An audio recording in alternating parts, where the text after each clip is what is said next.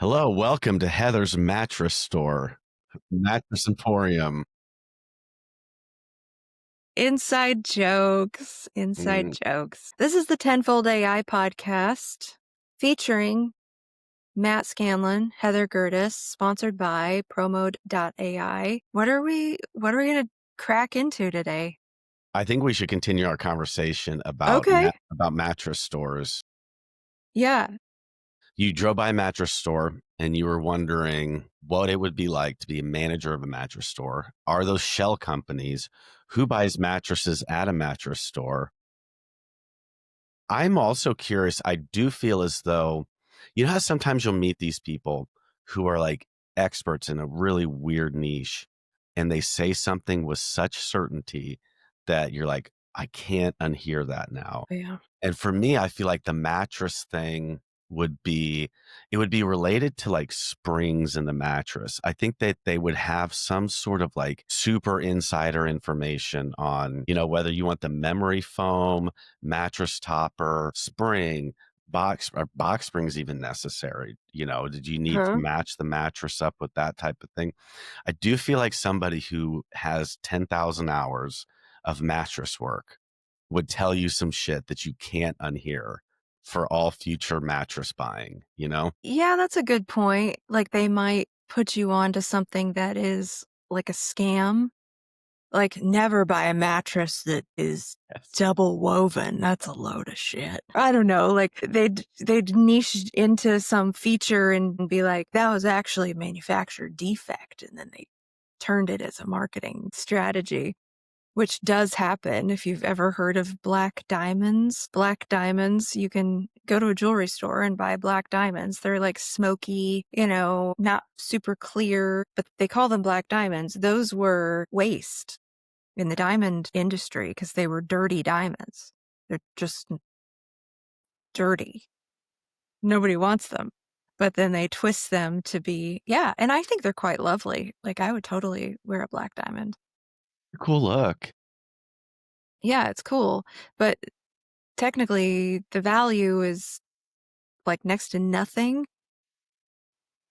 But they're like, hey, we can market this. Yeah, goth wedding. Exactly. I mean, I do feel like, Yeah, that's rad. if you proposed to me,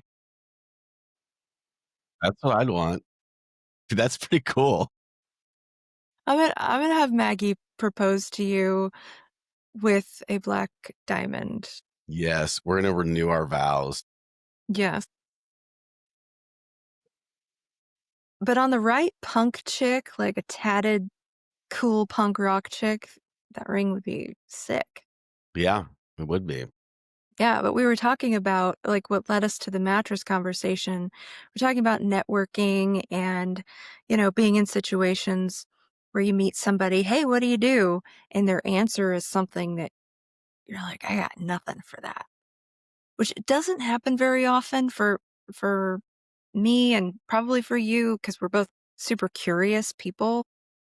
But occasionally you hear something like, I'm a manager at a mattress store, and you're like, where am I? What do I do with that? Not Yeah. necessarily to sell them, but to have a interesting conversation. Yes. The worst is, when you meet somebody and they say, I'm an attorney, and you're like, please be personal injury, please be defense. Like, Don't be taxed. Don't be taxed. yeah. And they're like mergers and acquisitions. Uh, or I'm a financial advisor. And you're like, uh, I don't know, man. I know I don't want to put him on blast, but we do. I recently was meeting with our financial advisor, and we do have like the coolest. I mean, you've seen like the Big Lebowski, the dude. Yeah, This is basically our financial advisor. that's cool. Yeah, he's fun. But yeah, I would say that yes, for the most part, you are spot on. That's a scary one to get when you ask that question. It is. How do you answer that question? I hate that question when people ask me that. So it depends on where I am. It depends on who's asking. Depends on my mood. If If I think they are in earnest, like they're just a good person at a networking event, what do you do? I'm co-founder, Promote AI. It's a really cool AI marketing and communications platform. That's about it, unless there's follow-up questions. But I'm known to also drop a who knows. Yeah. What do you do? I don't know. Obfuscate.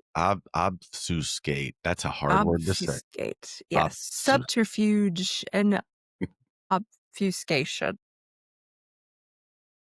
No, I'm a fan of that, especially if the person asking is kind of like a showboat themselves. And if they're really hyping themselves up, maybe it's the Oklahoma in me, but I feel the need to like go way low. Mm. Like the other day, someone asked, how many people work at ProMode? Which is an interesting question. Mhm, mhm. Not how many employees do you have?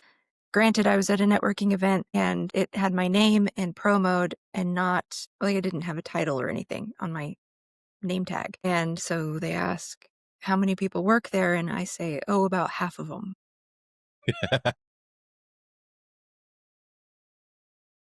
I could be a 65-year-old man. Like, You you do so well with that stuff. You do so well with that. That is so funny.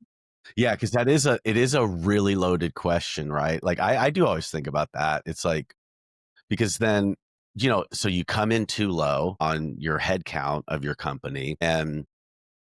But like in my eyes, I like to me, a low head count is like, ooh, you guys like are really fully utilizing all of the technology that's available for startups today. Like that's a lean team, I mean, as far as like our product deployment is concerned, the relatively small number of people that it took to deploy, the took to deploy the platform in the timeline that we did is like historically fully unprecedented. You know what I mean? Most of the time companies need to raise at least $500,000 in angel rounds from friends and family to even get a beta out there. yeah, But then it's like you have to like suss out what world does this person live in, so because you know if I'm talking with somebody who's on like in the know, they know what's going on, they know what it takes to build something like this, I'll proudly be like,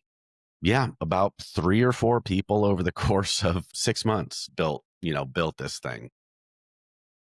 yeah, that's totally it. Because in some circles, headcount is a direct, I'd say in most B2B circles, headcount is a direct correlation to revenue, health of your company, like future forecast. But if you are paying attention to what's happening in the AI space and AI founder space, it's not uncommon to have a two-person team and 10 million in ARR. Mhm. And that's the first freaking time that's happened. Yeah, Like exactly. typically you're looking at 40 to 50 employees in just run-of-the-mill B2B company Mhm. to achieve that kind of revenue. I think there was actually this tracker. I'm gonna look it up real quick. Let's see.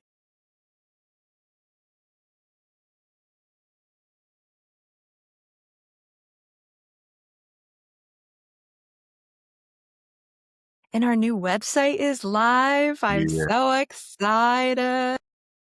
It looks badass. And more importantly, it accurately tells the story of who we are and what we're doing and Mhm. why folks should care. Yeah, wow, 10-person, $100 billion company. What's Dang. that? What's her Gumloop name? Gumloop. This is a two-person, Gumloop is 2 they only have 2 employees. That's crazy. Mhm. Yeah, it's a different world. There are Yeah. so many. What does Gumloop do? It's a AI workflow automation. It's kinda like make.com. Okay. It's crazy. So look at this. Historic examples of small companies that have reached $1 billion valuation. Instagram reached $1 billion with 13 employees. YouTube, 65 employees when they reached a billion. WhatsApp, 55 employees. Okay. So this is like 2012, 2014, 2015. Now, in the last couple of years, Kana AI, 1.5 billion with 28 employees. Guild AI, 1.5 with 25. Black Forest Labs, 1.28 with 24. Safe Intelligence, $32 billion with 20 employees. Shit. Yep. Yep. Gumloop raised 17 million, two full-time staff, a billion with 10. It's Okay. crazy. So do you think, so a 10-person team, a billion in revenue, do you think that they're using a ton of contractors? Don't know. Listen, my thought is like, I think that there are some people, I think that they're setting up their dev ops as AI native. See, this is the benefit that we have over a lot of legacy companies is that we can like, I mean, really, we've mimicked the architecture, like Promode's fundamental architecture of how Promode the app works. We've also replicated that architecture with how we've built it. So we have all of these modules just separated into manageable context windows. And so it is kind of one of those things where hiring a contractor is like, I think the role for contractors now is in testing, building out automations and things like that, which we have some awesome contractors that we use for testing. But yeah, as far as just like a dev project on your core app, I don't know that you even need that anymore these days. Like you can store all of your apps modals in really manageable context sizes, keep a map of how everything relates to the other, and gosh, you can do a lot. I mean, Hmm. That's incredible. I wonder how many of those, not the social platforms, obviously, but the SaaS products, I wonder how many outsourced sales, like that group we found or you found where they had, it's an agency with a sales arm and they only work with SaaS. mhm. I wonder if they were outsourcing distribution for something like that. I don't know. Yeah, it's an interesting question. So all of those companies that we just looked at were kind of, I mean, I think for the most part, let me do a double check on this. Let's see. I mean, okay, so I think a lot of these companies that we're looking at, like there's a foundational model that's used for powering autonomous robots. Um, and there's another, so a lot of these are like kind of somewhat foundational technologies. So either in the case of Gumloop, it is a middleware for other AI applications. So their distribution, I mean, just because they're like so early to market, their distribution is from other startups. So I would say a company like Gumloop is probably one of these incestuous venture capital projects where they get VC funding, and then there are all of these other like potential unicorn startups that also got VC funding, likely from like, the same firms in a lot of cases. And so they're passing that VC money back and forth.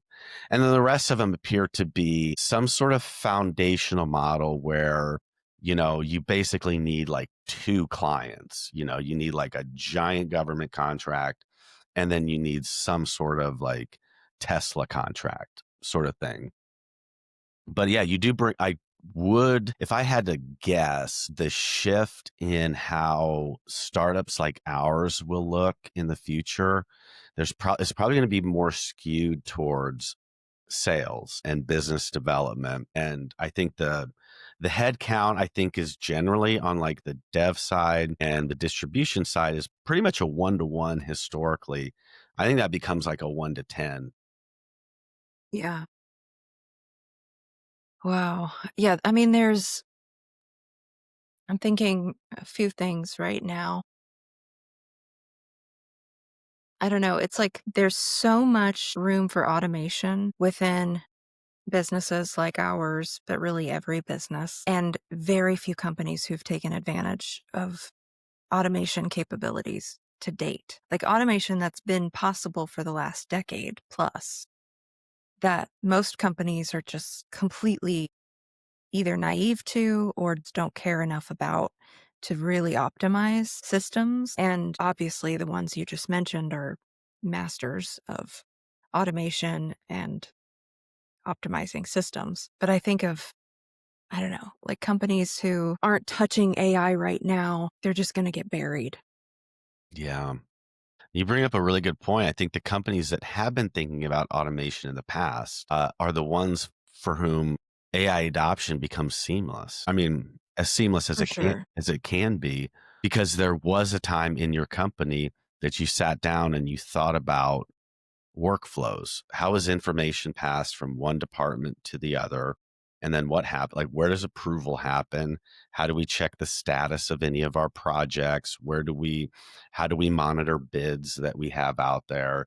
I mean, I'm always amazed. I truly am always amazed at the amount of revenue that companies can do.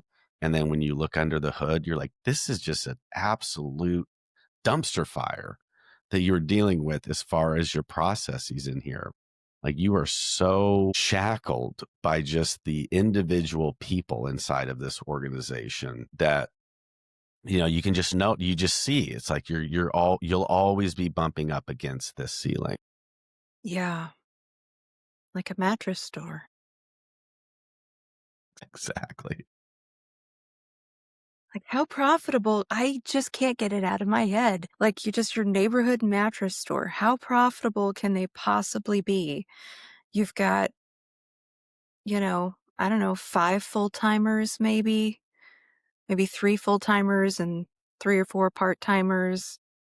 You got store hours and overhead and, like, what is the demand within driving distance of that location? Yeah, What is a standalone mattress store.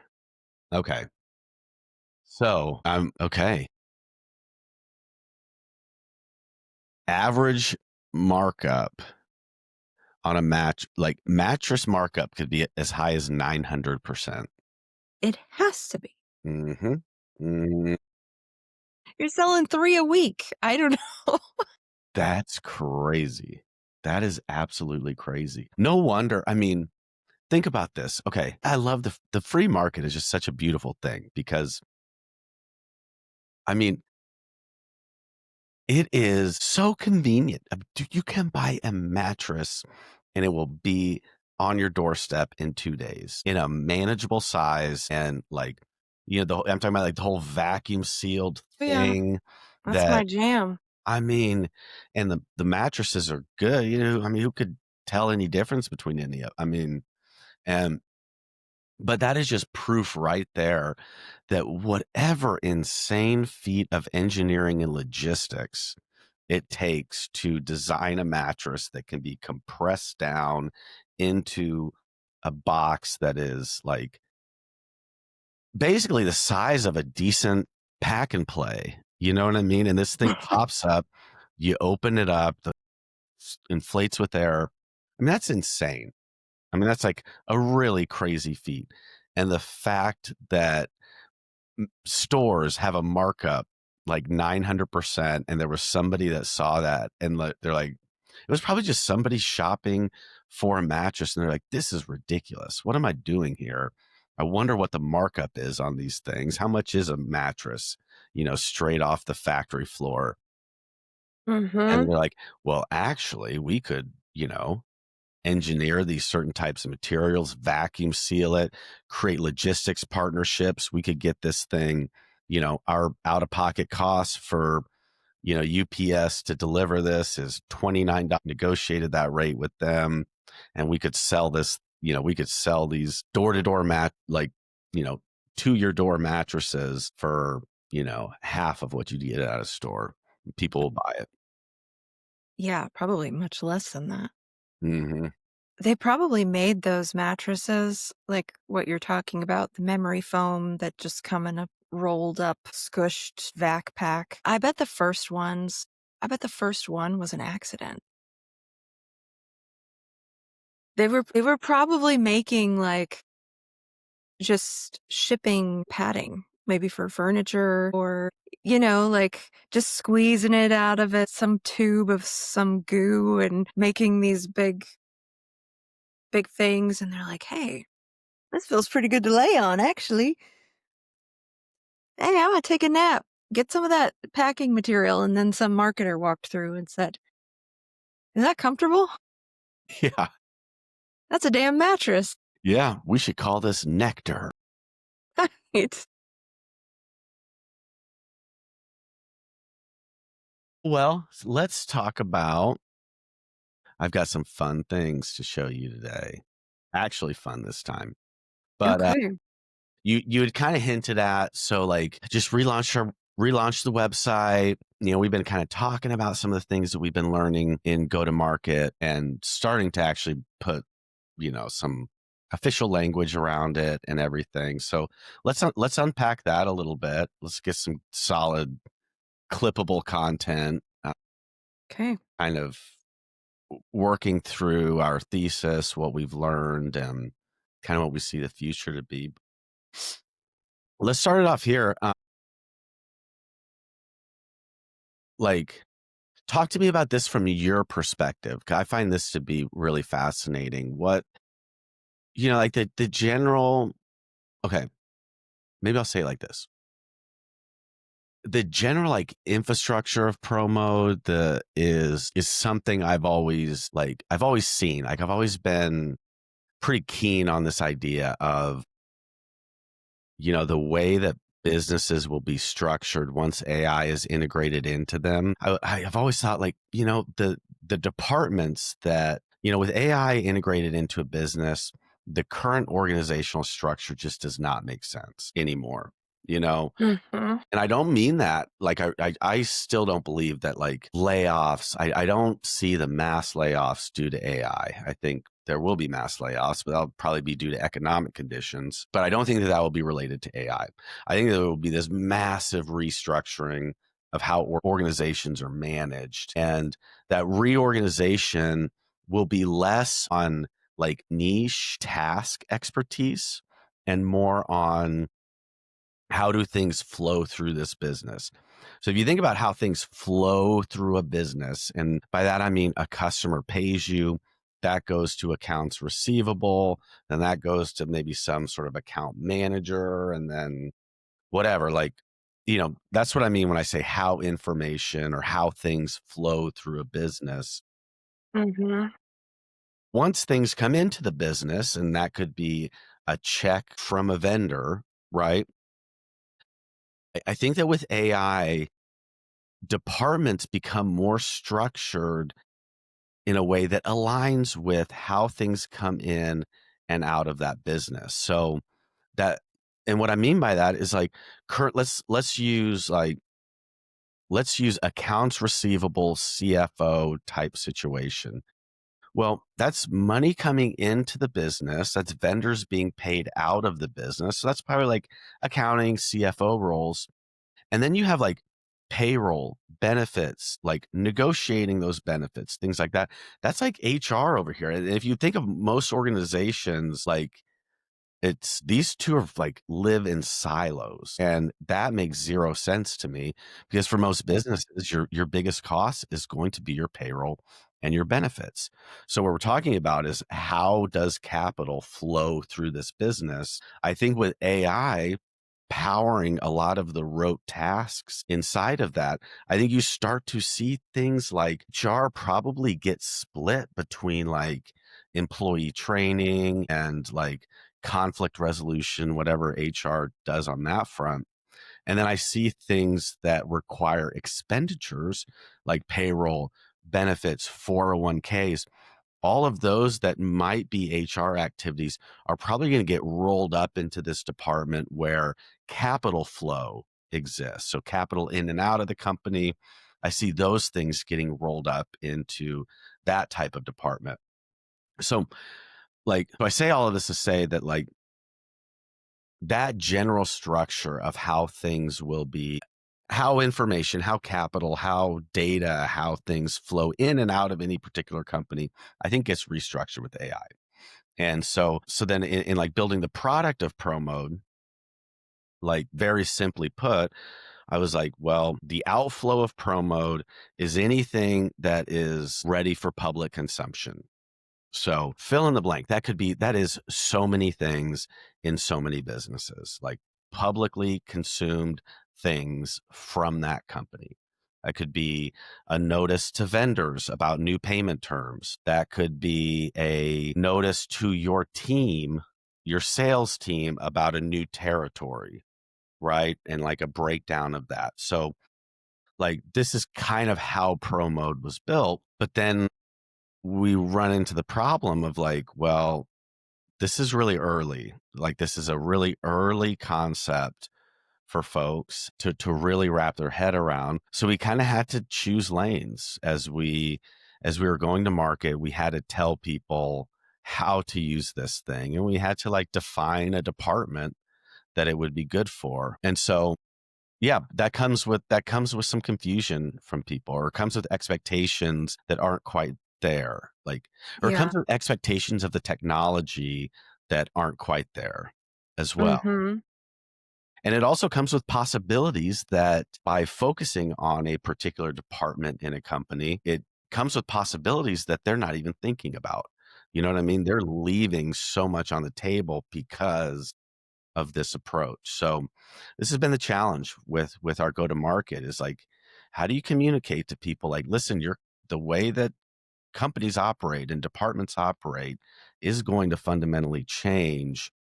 This is a way to start being a part of that change as it relates to the outflow of communications from your company. This is all so this like so now I'm kind of like curious to see like what has been your evolution of this understanding to arrive at where we are today, where we have a much better idea of like, all right, these are the foundational problems that people have today that we can speak to, as opposed to this like future that we have no idea how far off is. Yeah. Yeah. I think our vision has been from the beginning, the end goal, truly future proofing businesses with AI readable data and these databases that, kind of sit at the center of a company. They're company owned. They become part of a valuation asset to that company. I think we both see that future. When will that be reality? And when will people understand it? What language will they use to understand it? I don't know. But I think the vision was if we can meet a need that they have now, that our market has today, solve a problem in a way that is familiar enough for them that they can envision them using it. Like, hey, you can do your social media with this. Cool. That would be great because doing social media sucks and it takes way too long. Cool. We can build web pages and launch tons of content and do email newsletters. Like that's kind of the out of the box manifestation of this technology and the itch that it scratches today. You're going to immediately alleviate my workflow woes and budget woes, bandwidth, all of the things. You're going to alleviate that. And then we kind of Trojan horse the future into it. Like we haven't historically gone super into depth with prospects and clients on the future of the internet. Like everybody's going to have this AI readable database and that just feels too, I don't know, like who's going to trust that, first of all? And then who really cares when these businesses and the teams within them are kind of thinking like, no, I need something that helps me in this quarter to be more efficient, to be more profitable. Like we need support for today. But then, yeah, that future proofing is kind of baked in. And I think the hypothesis is that even our current clients will become resold on Pro Mode as they kind of understand and this revelation hits that I want all of my work tools to be AI native. I'm seeing and feeling the benefits of using this AI native tool where I can call support and they answer immediately. And hey, it's the founders, like you can call us, we answer immediately. And there have been times when, an in app change is requested and you're able to do that within Mm-hmm. like minutes and hours, not weeks and months. Or if you're talking about a legacy software, if you call Salesforce, hey, we actually need this button to be different to accommodate our team, good luck. Mm-hmm. Or HubSpot, like, eh, so we're kind of there's all these hidden benefits, I Mm-hmm. guess is what I'm saying. And that's the hypothesis. Like, when will this great revelation happen? I'm not sure, but I think we see tremors of it, like the memory, like the stuff you're sending me on AI memory, and how companies are really starting to see we cannot use public AI tools at scale. We can't have 5 different departments with 50 different humans, each using their own chat GPT, and expect any kind of professionalism to be here in a year or to look anything like we look today. So, I, you know what? I was like, this, the reality that you're talking about, I think it hit me like a ton of bricks, to be honest with you. I even even in literate circles of people, I'm gonna go so far as to say like consultants, AI consultants that I've interfaced with early on. I don't do it anymore, but early on I was like, okay, guys, let's talk about data architecture. How are we going to pass this from over here to there? How do we ensure that it's persistent in the memory? How do you abstract it so the user can see it? Like, how do we, what is the best way to fine tune these models for a business use case? And it was like, I created this agent that writes blog post titles. And I'm like, oh, fuck, this is going to be a while. yeah, not on the same page. And they used gum loop to do it. I'm like, oh, we are so far off. Like, we are so far off. I was even thinking last night, like, so here's just, I could give like 10 million examples like this, but I was wrong. I wrongly assumed that business leaders would immediately understand the idea of like, we need to train. We don't need to bring AI into our company. We need to begin training AI on our company. you know Yeah, like I that's it. really thought that that would be so crystal clear to everybody, and it is absolutely not crystal clear that AI can't, that just the idea even that AI can be fine-tuned, or even the fact that fucking AI is like Gemini is an AI tool, it itself is not AI, kind of thing. Like, even that very fundamental concept is lost on a lot of people.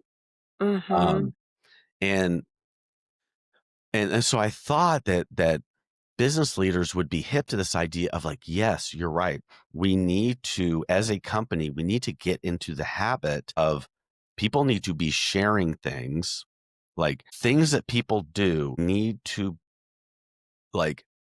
like AI needs visibility into things that people do, and the things that people do need visibility the other direction as well. We need to get into the habit of putting things into a central location. Um, and like, if a company could build that habit, things like, okay, imagine this. So I'm just thinking of like our sales training group, right? You got some commercial roofers in there. There are some, okay, yeah, I'll actually use this example. So we're in the sales training group. One of the companies in this group, they make like crazy high speed, super precise bearings.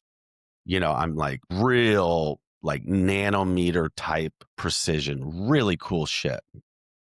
And so we were practicing these elevator pitches the other day, and I was in a group with some guys, some salesmen from this company. And so I was like practicing my pro mode elevator pitch on them, and it was going terribly.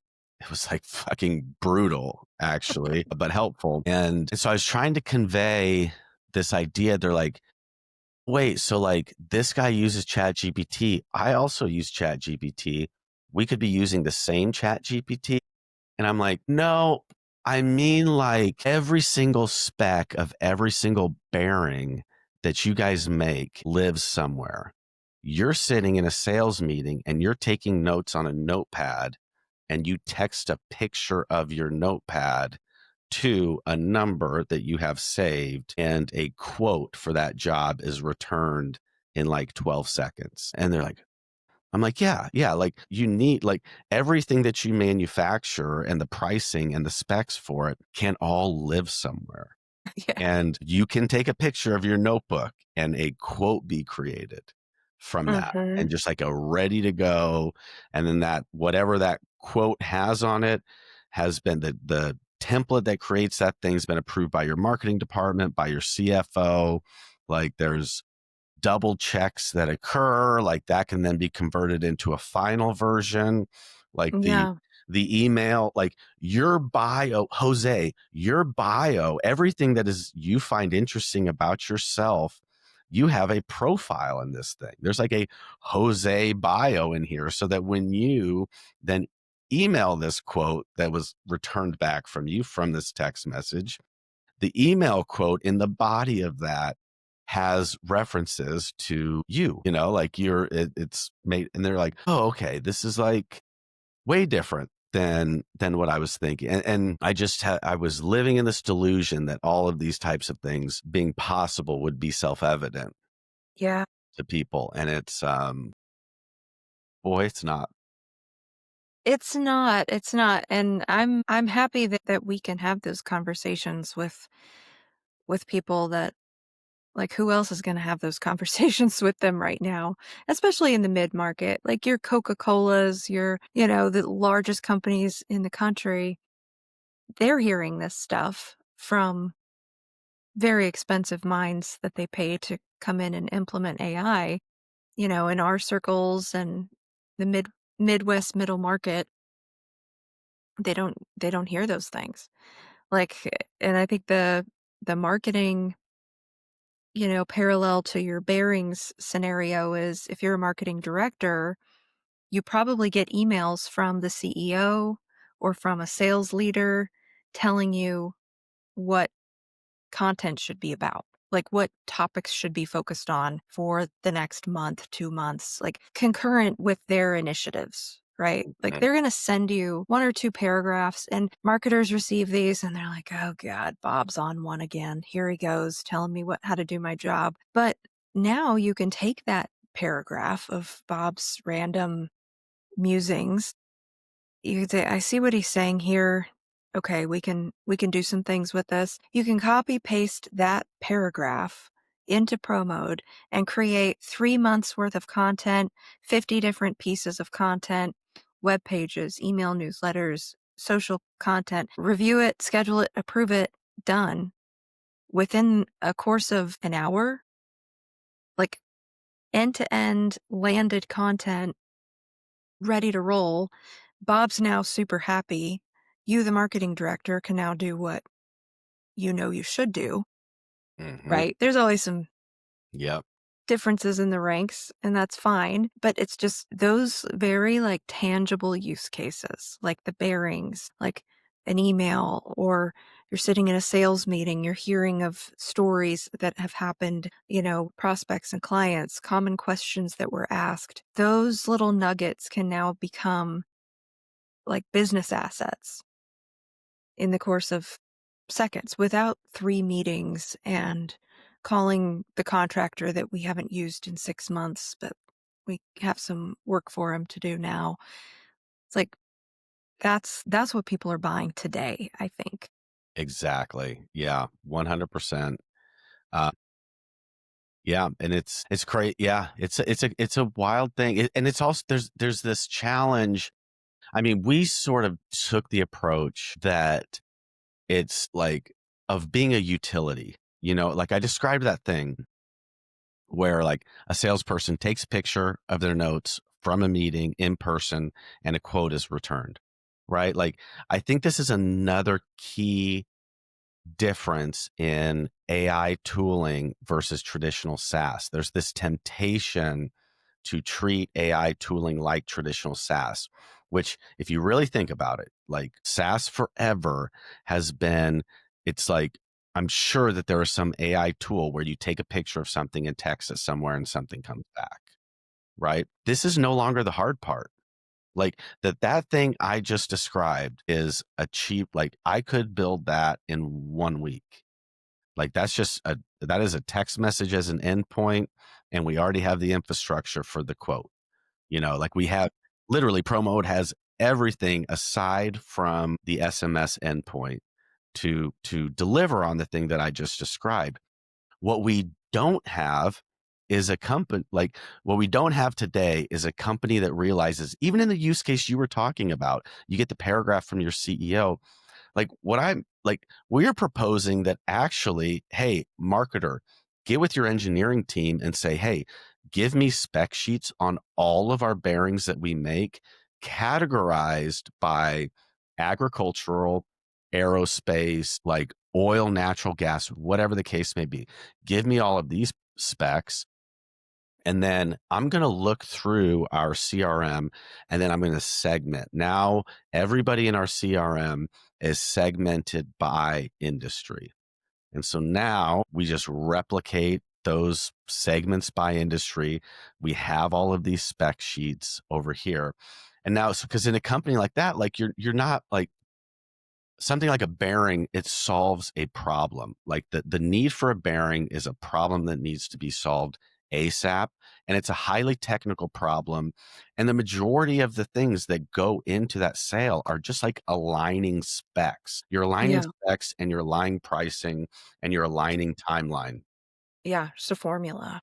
Yeah, you're not, there's no like bearing brand. You know what I mean?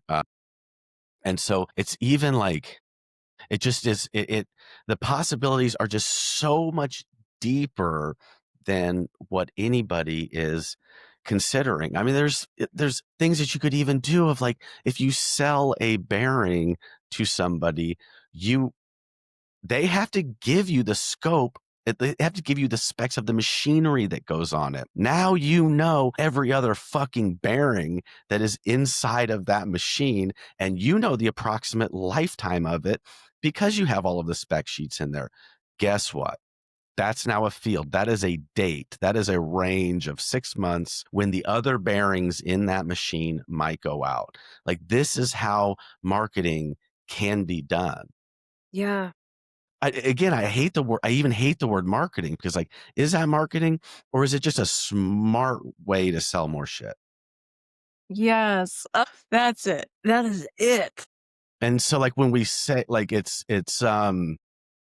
cheapens the possibilities. Calling that something just kind of like cheapens what it is because you're introducing people to this idea of like they're like, well, my job is this. It has always looked like this, and I come up with the best Facebook posts for these bearings. It's like, really, like, are people like stopping their scroll because of your bearing talk? And so this is one of those things where We're where like we boring. No, yeah, right. We're like, so this is an example of one of those things where it's like, okay, so if we were to sell promote into that company, I would probably say like, hey, marketing team, like, listen, you're not gonna be selling any bearings on social media. Like, chill out on that. Put something funny up there, like do something cool, whatever the case you want to do. But actually, you should be sending like 500 emails a day. Like you are in an industry where you are waiting for a piece to break in a company. And you know roughly the types of things that every industry needs. You could probably like, if this farm does like corn whatever. You probably like have a whole list of bearings that are for corn related activities. Mm-hmm. Like that's where you should be focusing your time. But that does Yeah, require like this more holistic understanding of how so things are true. sold, how buyers behave. But but it's like the idea of the infrastructure makes these types of things possible. You don't have to be building a brand or having a voice or doing any of this like stuff that we find to be fun. I mean, don't get me wrong, that shit is cool, but also it's like, okay, if that's not moving the needle in your company, then take all of this firepower, direct it in a way that it would move the needle for your company. That's so true. Like brand is important, story is important, marketing in its traditional, sense is important, but you're right. It's like you're able to do the basics so much better. The basics that probably aren't really happening at all inside your company. Like I'm thinking of a client that's not a super user by any stretch, but we love them. In their business, they sell very expensive components and equipment, and they've been around a long time. They've got a long list of clients. If they went through the exercise you just described, loading in all the spec sheets, loading in everything that they have, and then matching that data to their lists of current clients, now you can say, I know the lifetime of this thing that we sold you 10 years ago. Guess what? It's time to replace this and this and this, or it's likely time to replace this and this. Like you're synchronizing communication in a way that has really never been possible. Yeah. Yeah. And same thing with bearings. Like I'm sure you could do prospect data. Like if you're a roofing company, you could find neighborhoods that were built, you know, like what neighborhoods built homes 30 years ago. There's a statistically high possibility that none of those roofs have ever been replaced. Hmm. And now you can deploy marketing efforts into those. And I'm sure there's companies doing that, but um yeah, it's just drilling down into, and maybe data is the wrong word. Maybe the word data kind of is like the eyes glaze over. I know Yeah. that has been the case for me at times. It makes people think of spreadsheets. That's exactly what comes to Right. their mind. But it's like tough but what is that? I mean, that is the right word for it. But I agree with you 1,000%. What do you call that? Yeah, information, institutional knowledge, tribal knowledge, like these are all other ways of saying data. Mm-hmm. Mm-hmm. Yeah. You just said something. You could synchronize communications in a way that's never been possible. Where were you with that line yesterday where we were going over web copy, Heather? I'm fritzing out. I'm not good for anything but a random stroke of okayness every now and then. Yeah. Yeah, it's That was almost good. Thanksgiving and yeah, I need I'm feeling the need for a brain break for sure pretty quick.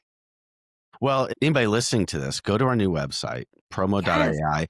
Let us know what you think. Like, critique it. Does the idea make sense? Like here we've got, we have hours to unpack this idea. We have like, we can throw out these examples and it makes sense. If we talk to you in person, like, within about 5 minutes of asking you all the stuff that goes on inside your company, like you tell me you got a bearing company, I'm like, yeah, I'll tell you exactly how I would be thinking about this.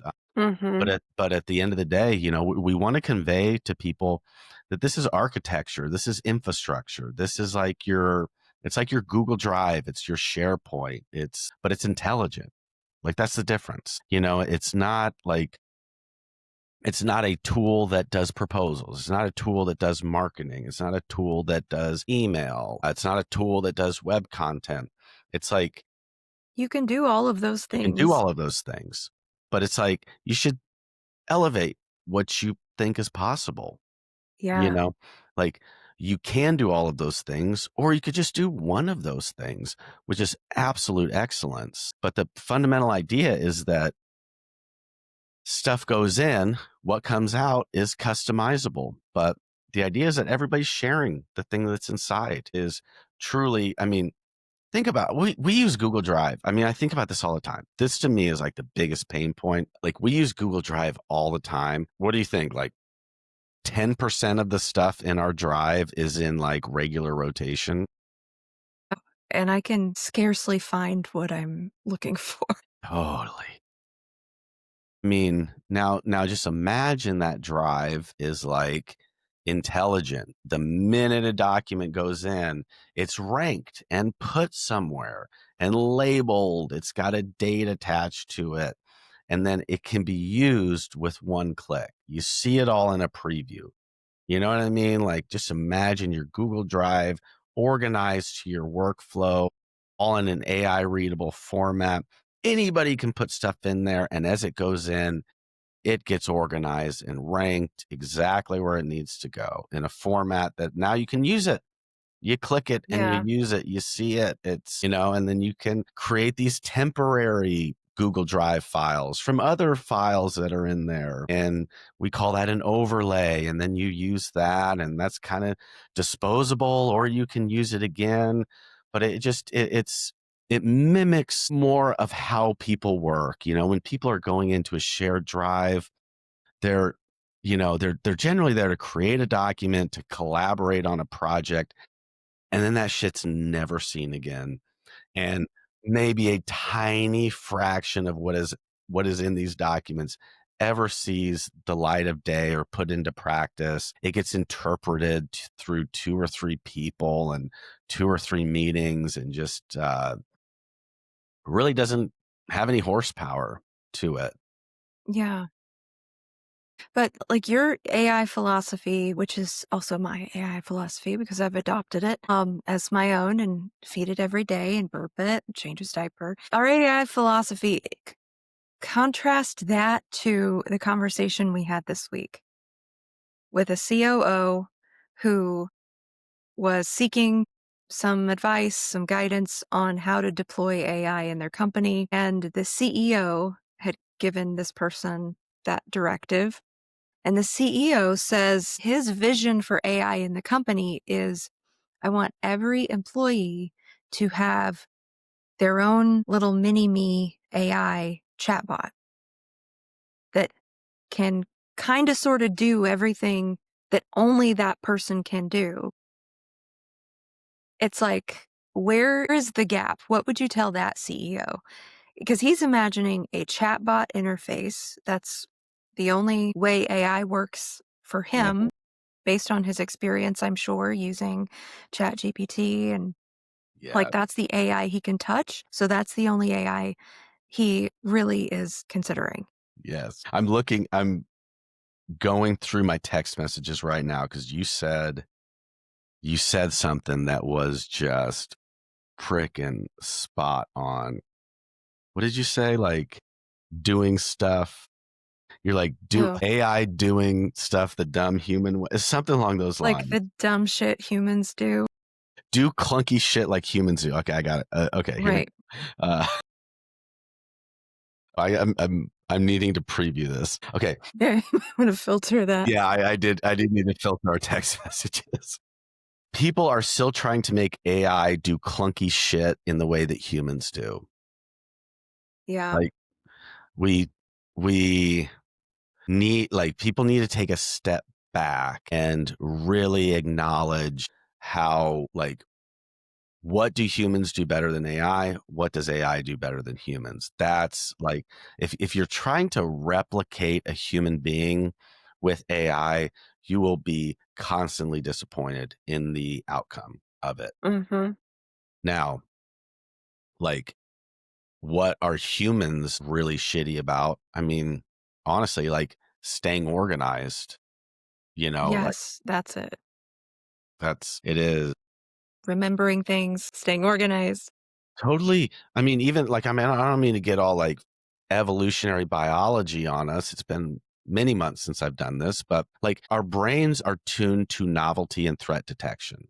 This is why we're at the top of the food chain: novelty and threat detection. Our brains are not tuned to repetitive processes organization, future planning. These are things that people have to work so hard at, exercise discipline.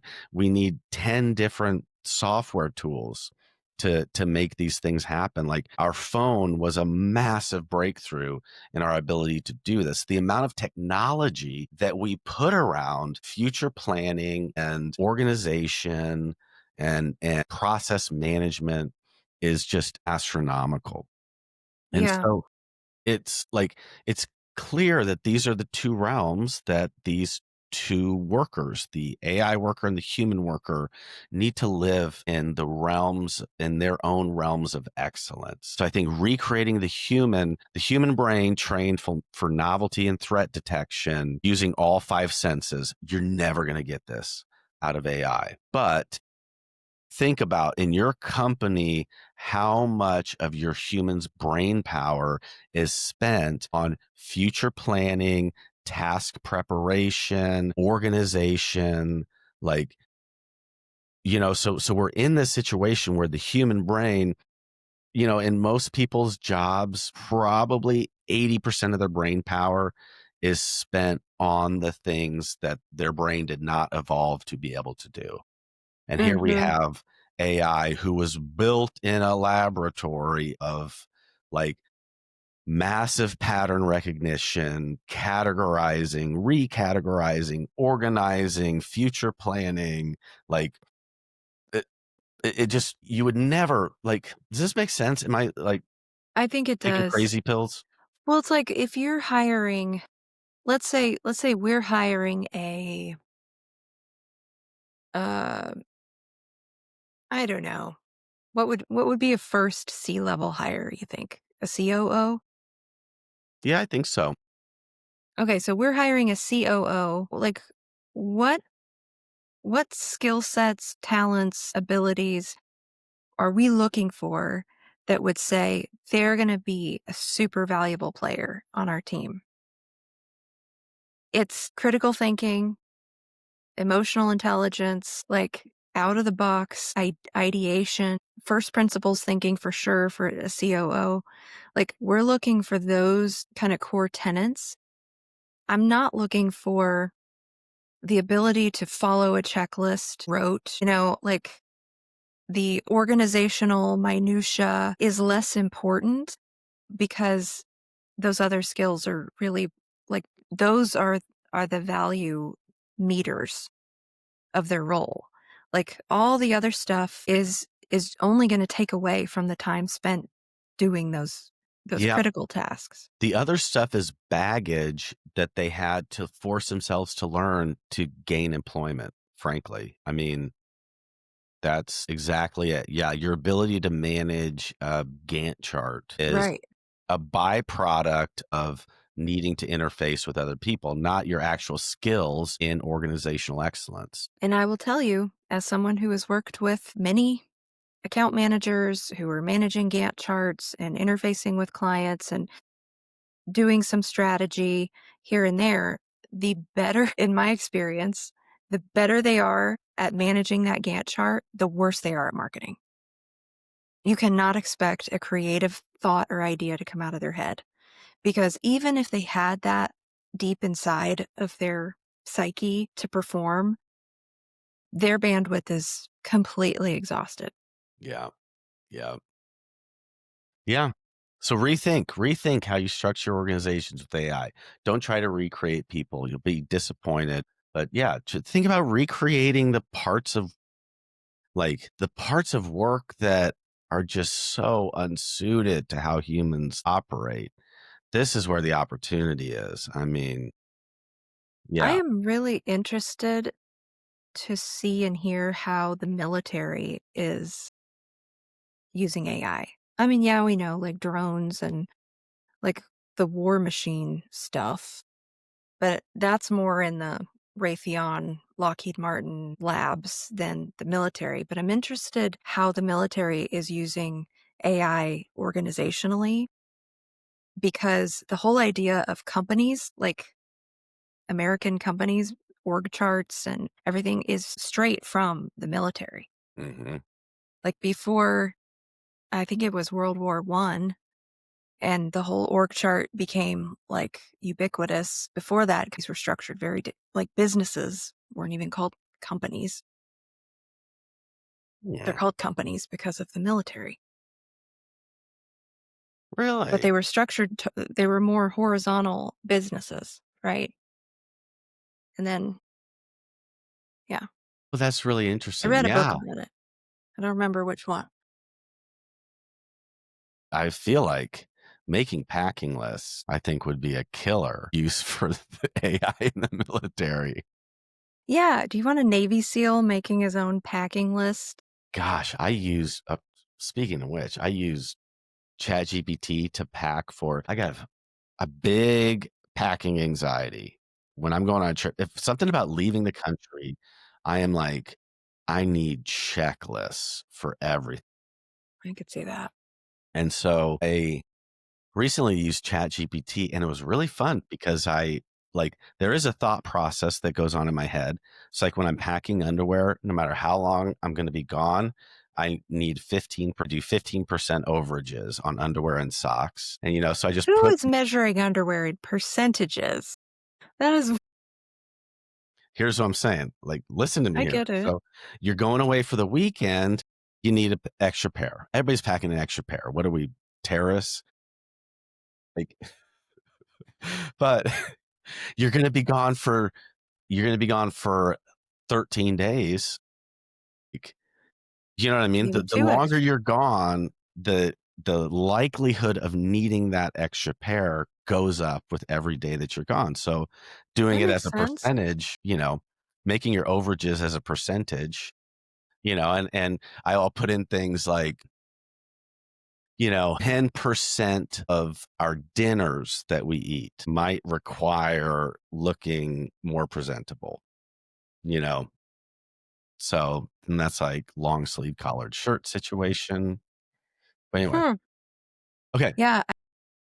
go ahead. I was just going to say, I created a very in depth checklist with ChatGPT back in like March because I got married in February, and the name change thing is really intense. And the older you get, the more you got going on in your life, the harder it is. Like there's just so many places that you have to change that name: legal stuff, banking stuff, personal stuff. And so I just told ChatGPT a ton of stuff about my life, like anything that could possibly have, a name change requirement. I just detailed, and it gave me a very exhaustive list with the websites, the open hours. Can I do it online or do I have to go in person? A whole spreadsheet. And I've given that to like 3 other women who've gotten married recently It's because amazing. they were like, I need that. This. I'm like, you're going to have to modify it a little, but this, like, I probably had more, name change moments than the average bear. hmm So, I had an appointment at the DMV yesterday. I had to get my license renewed, and we have like the real ID thing, so it's like you fly with it, whatever. And so I got the notice in the mail, a little postcard, and it had the list of all the documents. The worst thing is you go to the DMV and there's one document you don't have. You finally get up to the counter and they're like, sorry. So I just went through that little mailer and I was like, I am not coming back here. I'm going to get everything other. And so one of the things on there was a marriage license. And I was just not you didn't. thinking. You're a boy. Exactly. Exactly. Yes. Yes. You know where I'm going with this. Yes, I do. So I get up to the Unless you counter. took Maggie's name when you got married. Yeah. So I got up to the counter. I've got my passport, birth certificate, social security card, marriage license, like 3 pieces of mail, a notice from the IRS. I mean, I've got Yeah. everything. A Lady lock of takes your my mother's hair. Yeah, she takes my current license and she's like, "Yeah, this is good. You're like, you'll get your new license in 7 days." I was like, You're like, do I get extra credit for bringing all this at least? "All right, before we go, I have some fun things I want to show you. Do you know, have you seen how much gram? How much gram? Have you seen this guy?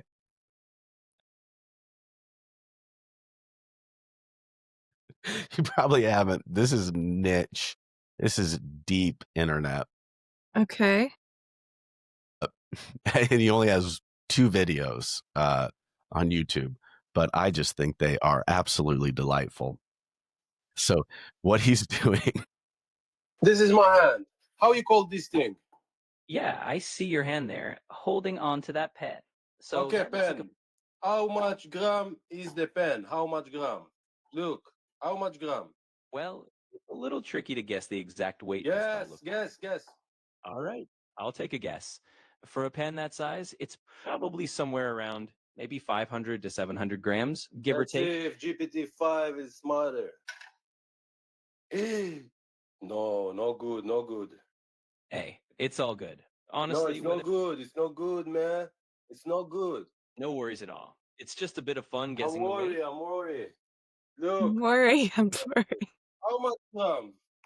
We're on a guess No. for that little oil can. I'd say it might be somewhere around 300 to 500 grams, depending on how full it is. But let's see how close we get this time. You said 300 to 500? Man, I want accurate thing. You know what I mean? I get it. You're looking for something spot on. It's a bit of a challenge without a scale on my side, but hopefully, You're the one with the scale, buddy. Says Tugnana. How much gram? oh, you've got a mocha pot there. Nice. Those little How you coffee call it? makers, How you call it? that's called a mocha pot. It's basically a Mokapa? stovetop. Mokapa. How much gram mokapa? So a mocha pot is usually pretty light. I'd say maybe around 400 to 600 grams, depending on the size. But I of hope, course, you'll know. I hope you're right. Pure- Ah, okay, so This guy's got a full-blown, like, hostage situation with his ChatGPT. I'm not gonna make you watch his other video because his other video is so funny. He does the same thing, like with a banana, with a cucumber, and then eventually he's like, ChatGPT 5, you go in fridge, and he puts GPT in the fridge, and then Hostile. he's got it on voice mode.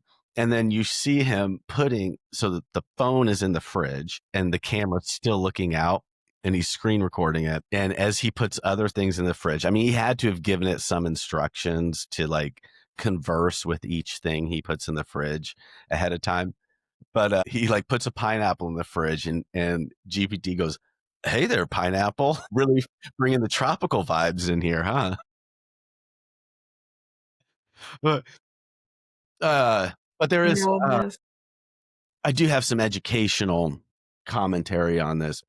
One thing, if you didn't notice, like, so this is the idea of like, how does a large language model really work? Is it kind of understanding the context of what's going on? But if you notice, GPT was guessing under the weight on everything there. And so you saw it make adjustments with each prompt. Now, how much does this thing weigh? And then the last thing that he weighed was the lightest of all of them.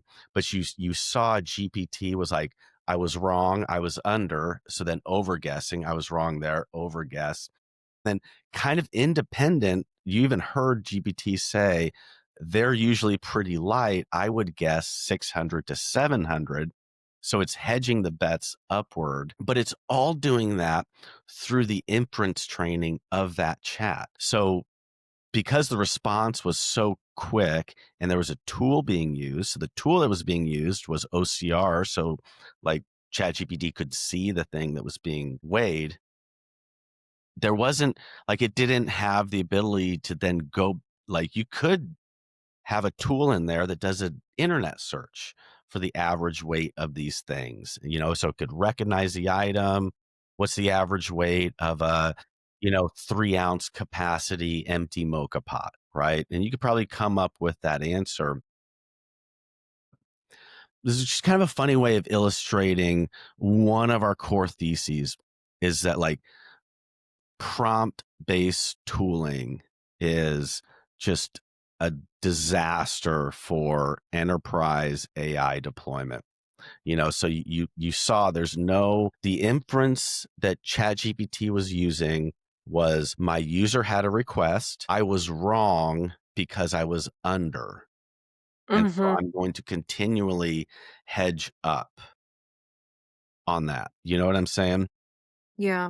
And so because the only accountability is to that user and getting a right answer for that user, the inaccuracies just compounded throughout the course of that particular inference that it was experiencing with this guy asking GPT how much stuff weighs. So it's again, it's not tuning to the actual accuracy of how much a mocha pot weighs, which is knowable information. Like that could have been a web search, or the GPT could have said, actually, whatever the guy's name is, I'm not going to guess because that would be dangerous. Probably Steve. It's Yeah, probably Steve. Steve. So, GPT could have said, actually, Steve, what brand is it? Like, I'm not going to give you an answer till you tell me the brand. Because the tuning is like, I want to infer what will make Steve happy. And so I'm getting it wrong I'm getting it wrong here by being under, I'm going to shoot over. And now on that last one, it was way off. Like, you know what I mean? The 400 to 500 when the actual answer was 350, that's actually kind of impressive right there. Mm-hmm. It just those bets being hedged only for the sake of the user and not for the sake of the truth should be an example of like, okay, there's a danger to prompts. There's this, it kind of like, as the bets start to get hedged to please the user, the potential for hallucinations become compounding as the user is not pleased. Yeah. Yeah. It's the difference between using public data to train your AI or using your own data to train AI. Like, it's as simple as that. So back to your bearings, like if you've got precise to the nanometer, weighting, however you say it, for your products, like that data can live in your owned AI readable database so that when your employees say, what's the weight on this diameter bearing? Like it's living right there. And we don't have to go ask the, production manager or, dig through files. Like you're having a conversation with your data. Exactly. It's funny. Most of the frustrations that we hear from folks in that sales training are like, oh, I got bad information back from this team, or I'm waiting. Like, I know if I deliver the quote first, I'm going to get this sale. I'm waiting on this team over here to get this back to me because I submitted this thing to them, Right. where, hey, if you all use pro mode, that engineering team that you're waiting to get stuff back from, now their job is just making sure the database is up to date. Something new comes out, it goes in. We stop carrying something, it comes out. There's that, like, the time to delivering a proposal is now seconds. The time to delivering or accessing this information is just absolutely like lightning speed compared to where it is today. Yeah, it'll be fun when I'm sure this is already happening, but it'll be fun for me to see like the vendor relationships meet there too. So if you are the roofing company and part of your bid requires that vendor to get pricing back or specs back, it's like we're in sort of this transition time right now with AI. It'll be fun to see the collaboration between the entities because that vendor wants to also give you an up-to-date data feed on stuff because they want you to deliver the quote quickly. And the less manpower it costs them, right, to deliver on that, everybody wins. Yeah. Yep. Rising tide. All right. You Yeah. want to sign us out? Absolutely. This has been the Tenfold AI podcast. I'm Heather, joined by Matt. This podcast is sponsored by promode.ai. Check out our brand new shiny website full of info, including pricing, how it works, and use cases. And yeah, cruise around, see what you think, and let us know. We'll see you Sweet. later. Bye.